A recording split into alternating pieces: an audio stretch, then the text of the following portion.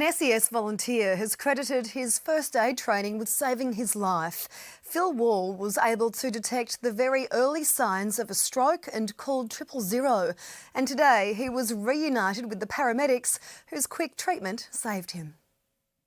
Phil Wall usually helps others in need, but in July last year, the role was reversed. I feel very different from when I saw you last time. A year on, he has been reunited with the paramedics who saved his life. We're supposed to be these big tough, emergency service guys, but crikey, what these guys gave me and my family, you can never repay that, ever.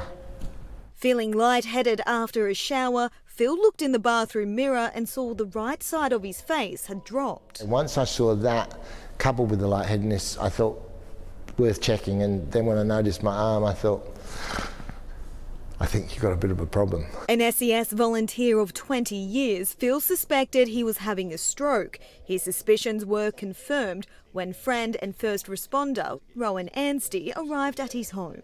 Having heard his voice many times, I could tell straight away that the thick slurred speech that he had wasn't normal for him. The then 65-year-old's condition deteriorated in hospital. And I actually went to turn over and realised I couldn't move at all.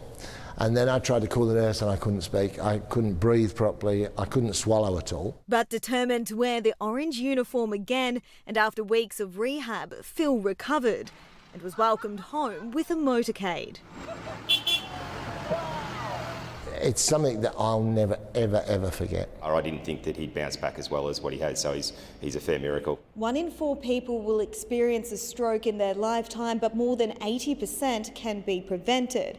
Phil says educating yourself on the symptoms can be the difference between life or death. I'm living proof, I guess, that it works, and as I say, for something that's such a simple message, it can make the world a difference. So I say to everybody, stay safe, think fast. Geordie Wright for 10 News First.